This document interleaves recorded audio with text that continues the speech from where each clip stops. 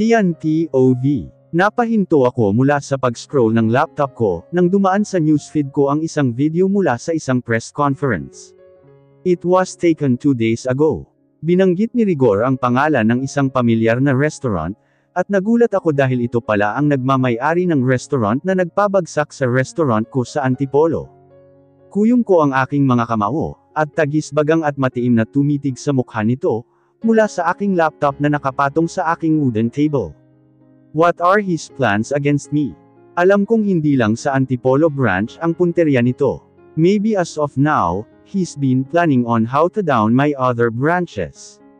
Dali-dali kong itiniklop ang aking laptop at ihinanda ko ang aking kotse, at mabilis na pinaharurot iyon patungo sa Antipolo, kung saan naruroon ang kanyang umaangat na negosyo, dahil sa paninira ng negosyo ng may negosyo. I want to talk to him. Lalaki sa lalaki. Ayaw ko nang tinitira patalikod.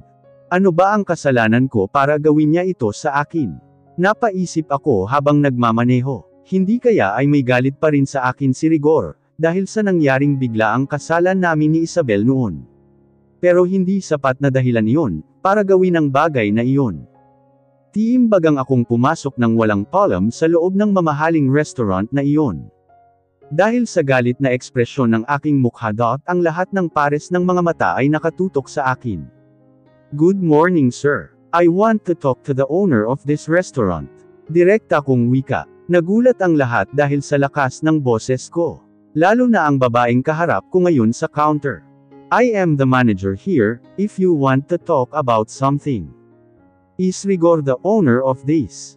Putol ko sa sasabihin nito. Yes sir. Then where is he? Pasensya na po, kapapanganak lang kasi ng kanyang misis, hindi nyo pa po siya makakausap sa ngayon, magalang nitong paliwanag. Natigilan ako. Nag-asawa na pala si Rigor. Dapat ko bang ikatuwa ang bagay na iyon? Pero bakit ko naman ikakatuwa iyon, kung wala naman na sa buhay ko si Isabel? Alam kong tanging si Rigor ang balakid sa mga gusto kong mangyari noon. Alam ko kasi kung gaano ito kamahal ni Isabel, kaya wala na akong puwang sa puso ng dalaga noon pa man. Gusto kong makuha ang address niya, saad ko sa mahinahong boses. I'm sorry pero hindi po kami magbibigay. Ibibigay mo ba o hindi?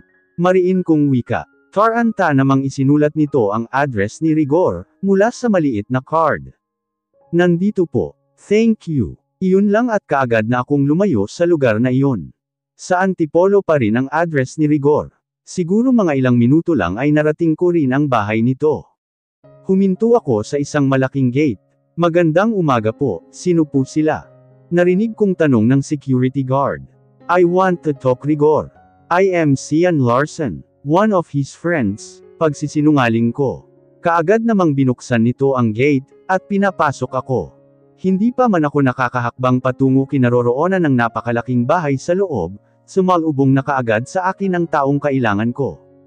Bakit ka napadpad dito? Nakakunot noong tanong nito. I smirked and clasped my palm. Is that how you entertain visitors? Mapang-uyam kong tanong. I don't entertain unexpected visitors, sarkastiko nitong tugon. Aha, pero pagbibigyan na lang kita. Tutal kahit paano naman kilala na rin naman kita, nakangiting saad ni Rigor. Hindi ba ikaw yung nangagaw ng babaeng mahal ko? Natigilan ako at hindi kaagad nakahuma dahil sa sinabi nito. It's okay. Matagal na iyon. Let's forget the past. Sigurado akong masaya na kayong nagsasama ngayon. Napakunot ang noo ko. Hindi ba nito alam na wala na kami ni Isabel? Hindi ba nito alam na hindi na ako binalikan ni Isabel? Pero mas mabuti na rin iyon, kasi kapag nalaman nito iyon, alam kong pagtatawanan lamang ako nito. Let's get inside. No thanks. I just came to ask you some details.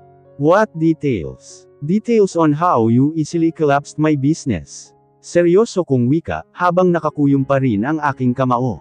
I saw his forehead furrowed. Wala akong alam sa mga sinasabi mo, Sian Larson, anito sabay talikod. Try to escape me. You will find yourself fallen on the ground. Galit kong wika. He turned his back at me. Nakikita ko ang galit mula sa mga mata nito. Sa tingin mo ba, nasisindak ako? Baka nakakalimutan mong nasa teritoryo kita. Wala akong pakialam. Ngayon, kung hindi ka aamin, magsasampa ako ng kaso laban sa paninira mo sa negosyo ko. Natigilan ito ngunit hindi ito nagpatinag. Sige, gawin mo ang gusto mo. Wala kang mapapala. Mayroon rigor. Hindi mo ba alam na nakausap ko na ang trabahante mong inuutusan mo para siraan ang negosyo ko? Nakangisi kong Saad, na alam kong ikinagulat nito. Umamin siya sa akin na inuutusan, at sinusuhulan mo siya ng malaking halaga para ibagsak ako. Sinungaling. I have evidences. I take a video recording, while she is giving her testimonies. Guard. Palayasin ninyo ang lalaking ito. Biglang utos ni Rigor sa mga gwardya. I laugh as I saw his face becomes red. At halatang nasindak ko ito ngayon. Hindi nyo na ako dapat kaladkarin, kasi kusa akong aalis dito. Pero ito tatandaan mo Rigor, hindi kita titigilan, hanggat hindi ka nakukulong. Iyon lang sabay alis sa lugar na iyon. O kuya, where have you been? And why are you look like that? Bungad sa akin ni Dana. Kararating ko lang at hindi may pinta ang mukha ko, dahil hanggang ngayon ay nanggagalaiti pa rin ako kay Rigor. Dumiretso ako sa minibar at kumuha ng alak. Sumunod naman sa akin si Dana. Si Rigor ang nasa likod ng paninira sa negosyo ko, si Rigor ang dahilan kung bakit bumagsak ang negosyo ko sa Antipolo. Mariin kong Saad, siya ang nagmamay-ari ng restaurant, na sumisira sa pangalan ko at sa negosyo ko. Napaawang ang mga labi ni Dana, at hindi makapaniwalang tumitig sa akin.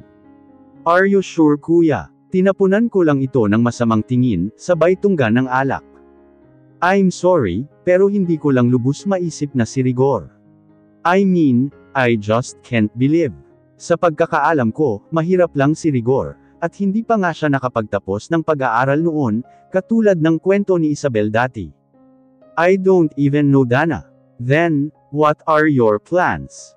Sasampahan ko siya ng kaso. Nasa akin lahat ng evidences, kaya hindi ako magpapatalo. Kinabukasan, may kinausap akong private investigator, para imbestigahan ang background ni Rigor, of course including his restaurant. Kung paano niya naipatayo iyon. Madali lang ito chef, anito.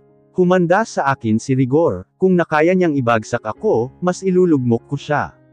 Ibabalik ko siya sa dati niyang pinanggalingan. Pagkatapos ng mahaba-haba naming pag-uusap, umuwi na rin ako sa Cavite.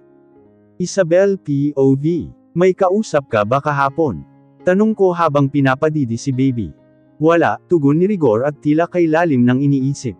Para kasing may nagtatalo sa baba kahapon, bababa na sana ako para usisahin, kung ano ang nangyayari, pero biglang umiyak si baby. Wala akong kausap, muling tugon nito at nag-iwas sa akin ng tingin. May problema ba? Wala, malamig na tugon nito. Pero hindi ako kumbinsido. Nakikita ko sa mga mata nito na may problema itong dinadala. Sabihin mo kung may. Bakit ba ang kulit mo? Nagulat ako sa pagtaas bigla ng boses nito. Maging si baby ay nagulat, dahil bigla itong pumalaho ng iyak na ikinabahala ko naman. Kaagad namang kinuha ni Rigor ang bata at pinatahan. Sorry, narinig kong wika ni Rigor. Pero hindi siya sa akin nag-sorry, kung hindi sa anak ko. Nang mapatahanan nito ang bata, inilapag nito iyon sa loob ng crib, at walang palem na umalis sa silid na iyon. Hindi ko maiwasang mag-isip, na baka marahil pagod na ito sa amin mag-ina. Baka natauhan na ito na hindi niya dapat kami inako, at pinatuloy sa kanyang tahanan. Pero sabi niya mahal niya kami, kaya niya ginawa iyon. Halos buong maghapon iginugol ko ang utak ko sa pag-iisip, na marahil nga ay nawalan na ng pagmamahal sa amin si Rigor. Dahil sa isiping iyon, hindi ko maiwasang tahimik na mapaiyak. Hindi ko man lubusang nakalimutan noon si Sian, pero ramdam ko sa puso ko na unti-unti ko nang minamahal si Rigor kagaya ng dati. Kaya ako nasasaktan ngayon, dahil sa inaste niya sa amin ni baby. Hindi nga pala umuwi ngayong gabi si Rigor. Hindi ko alam kung bakit. Kaya nandito ako sa hapagkainan, at nag-iisang kumain. Pagkatapos kong kumain, umakyat muli ako sa kwarto ni baby, ngunit mahimbing pa itong natutulog, kaya muli akong bumaba para manood sa sala ng palabas. Umaasa rin ako na uuwi na si Rigor kahit gabi na. Doon ko na ito hihintayin. Habang nasa kalagitnaan ng panunood, biglang tumunog ang telepono sa tabi ko. Dahan-dahan ko iyon dinampot. Good evening Mr. Villafuerte. Be ready yourself because I am going to down your business too. Anito, you will find yourself in heaven. Biglang kumabog ang puso ko nang marinig ang pamilyar na boses. Hindi ako makagalaw. You'll pay your debt. Muling wika nito mula sa kabilang linya. I know as of now, you are shaken. Anito sabay halakhak. Hindi ko maintindihan ang nararamdaman ko sa ngayon. Pero parang biglang may kung anong damdamin ang umalipan sa puso ko, ngunit hindi ko lubusang matukoy kung ano nga ba iyon. Parang pananabik ngunit may galit. At bakit nito tinawagan si Rigor? May komunikasyon ba ang dalawa? Pero bakit parang galit ang tono sa pananalita ni Sian? At tungkol sa negosyo ang isyu ng dalawa. May hindi ba ako nalalaman mula sa pagitan ng mga ito? Kung ganoon kailangan kong alamin ang lahat ng iyon. Sian Tov. He is from province of Mindanao. Nagtatrabaho siya dati sa kanyang tiyahin bilang isang bagger. Hindi siya nakapagtapos ng pag-aaral, at may nakilala siyang babae in Antipolo. Mariin lang akong nakikinig mula sa nakuha kong private investigator. This girl could help Rigor reach his dreams, dagdag paliwanag nito. Then, I asked, who is this girl? May espesyal ba na relasyon ang dalawa? Mabilis na inilapag nito ang brown envelope sa mesa, na naglalaman ng impormasyon tungkol kay Rigor. Wala silang relasyon. Hindi rin sila magkaano-ano. Napaawang ang mga labi ko dahil sa sagot nito. Bihira lang ang mga taong may mga ganitong pagmamalasakit sa kapwa. But this woman used Rigor to revenge on Sian. Dahil sa narinig, mabilis kong binuksan ang envelope, at nagulat ako sa aking nakita.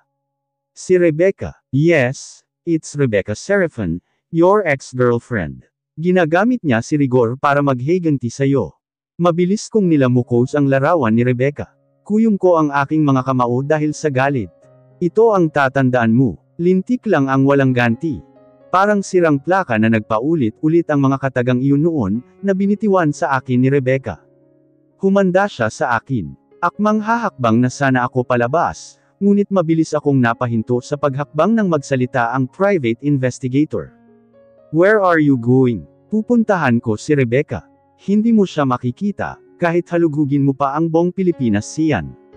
Napakunot ang noo ko. Why? She's now in Canada, Anito. Rigor and Rebecca communicating each other via calls. Now if you want, may numero siya na nakalagay sa information niya. And there are so many information about Rigor that you really need to know. Napamaang akong tumitig dito. What more? About your wife. Dahil sa narinig, tila biglang dumagundong ng kailakas ng puso ko. What about my wife? I asked confusingly. She's with Rigor. Tila biglang nalaglag ang pangako, at biglang bumagsak sa akin ang buong mundo. That's impossible. Saad ko. Kamakailan lang nakausap ko si Rigor, at mukhang wala siyang alam tungkol kay Isabel. Siyempre he will pretend na wala siyang alam. Dahil alam niyang, kayang-kaya mo siyang bawiin dahil kasal pa kayo. I gritted my teeth and clasped my palm. Humanda sa akin ang Rigor na iyan. Pero maya-maya ay natigilan din ako. Wala akong kapangyarihang bawiin si Isabel mula dito, lalo na at alam kong hindi ko pag-aari ang puso nito. Ibig sabihin, nagkaroon ng chance na magkabalikan pa sila, bulong ko sa aking sarili. Habang nasa kalagitnaan ng malalim na pag-iisip, bigla kong naalala ang tungkol sa sinabi ng staff noon ni Rigor, na kapapanganak pa lang ng asawa nito. Ibig sabihin, magkakaanak na ang dalawa. Bakit ang sakit at ang hirap tanggapin ng bagay na iyon? Nagsasama sila somewhere in Antipolo with their newborn baby. Have you already investigate about their baby? Hindi ko alam pero parang bigla akong nagkaroon ng interes sa anak ng dalawa. Not yet, Anito. Do you have any doubts about the baby? Kunot noo nitong wika. I don't know, maybe. I answered. Gusto kong ipa-DNA ang bata nang hindi nila nalalaman. Mabilis naman na tumungo ito, at kapag kuwan ay nagpaalam na rin. Halos maghapon inukupo ang pag-iisip ko kay Isabel at ang anak nito. Hindi ko alam kung bakit ginugulo ang isip ko ang tungkol sa dalawa. Ginawa ko na ang lahat, upang pansamantalang makalimot sa mga ito. Pilit kong kinakalkala ang mga panahong huling may nangyari sa amin ni Isabel. Pero wala akong makuhang patunay. Kailangan ko munang alamin kung ilang buwan na ang bata, para masagot ang tanong ko. Ngunit, maaari ring muling nagkita at nagkabalikan kaagad si Rigor at Isabel, noong mga panahong lumayo ito sa akin. At posible rin na may nangyari na naman sa dalawa, at ayun na nga, nagkaroon na ng anak. Mabilis kong dinampot ang alak, at inisang lagok ang laman yun. Umaasa akong sa pamamagitan yun, ay makatulog na kaagad ako. Pero hindi ako nagtagumpay, pilit na lumilitaw sa paningin ko ang imahe ni Isabel. Ang magaganda at nakakaakit nitong mga ngiti, ay hindi mawala sa paningin ko. Isabel POV. Nagkunwari akong tulog, nang mapansin kong bumangon kaagad mula sa pagkakahiga si Rigor, nang biglang magring ang telepono mula sa bedside table. Palagi kong napapansin na may kausap ito sa telepono, at mukhang palaging seryoso ang pinag-uusapan. At kapag tinatanong ko naman ito, ay inililihis niya ang mga tanong ko, kaya nagdududa na talaga ako na may nangyayaring hindi maganda. Ano na ang gagawin ko ngayon, Rebecca? Paano ako makakaligtas sa isasampan niyang kaso? Leon ang narinig ko mula dito. Dinig na dinig ng dalawa kung mga tainga ang sinabi nito. At kinabahan ako nang marinig ang pangalang Rebecca. Pero hindi lang iisa ang Rebecca sa Pilipinas.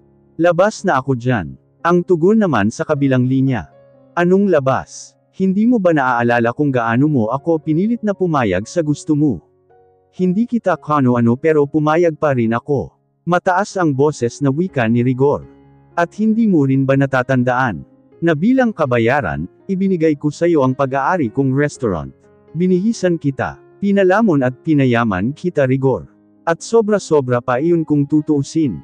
Napaawang ang mga labi ko, habang patuloy na nakikinig sa usapan ng dalawa.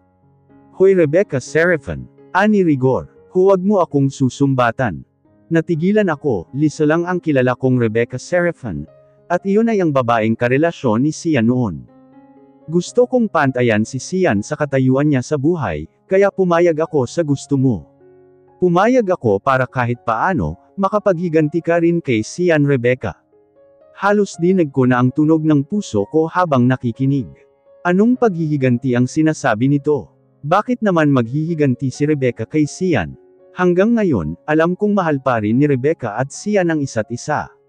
Napalunok ako nang maramdamang tila kumirot ang puso ko, dahil sa isiping iyon.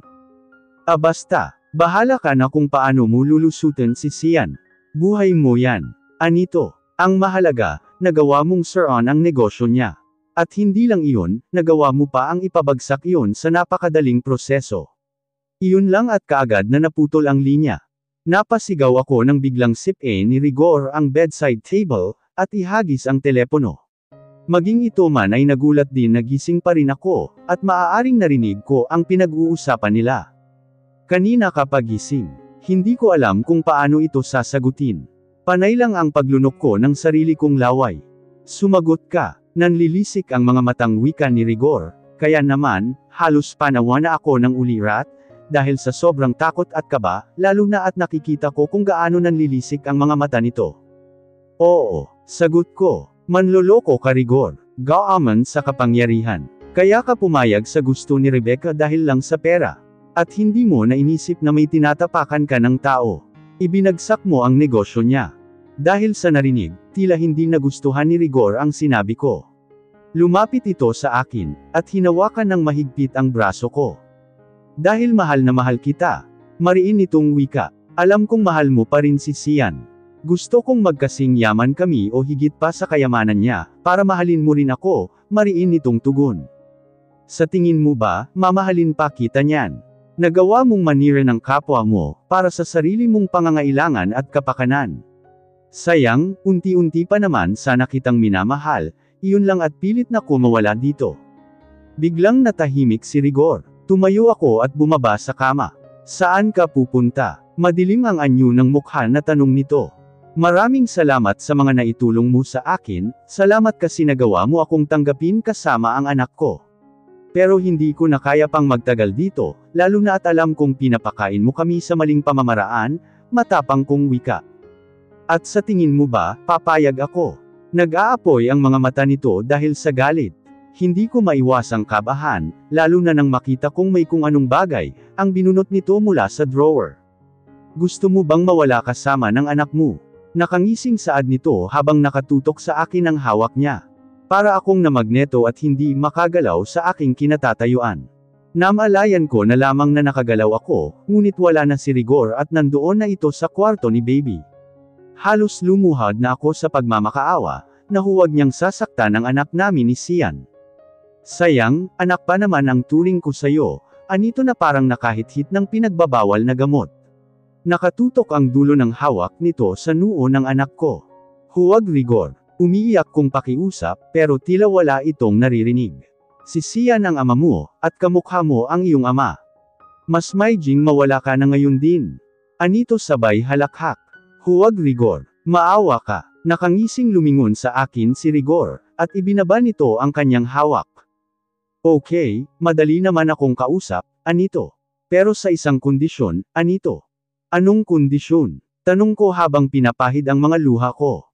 Maghubad ka. Mariin itong wika na ikinagimbal ko naman. Parang hindi na ito ang Rigor na nakilala ko noon sa probinsya. Ang tagal ko nang nagtitimping matikman ka, dahil sa respeto at pagmamahal ko sa iyo noon, kaya hindi ko magawa, seryoso nitong wika. At dahil alam kong si Sian pa rin ang nasa puso mo, wala na akong dahilan para erase pito ka pa. Nagkakamali ka Rigor. Hindi ko na mahal si Sian.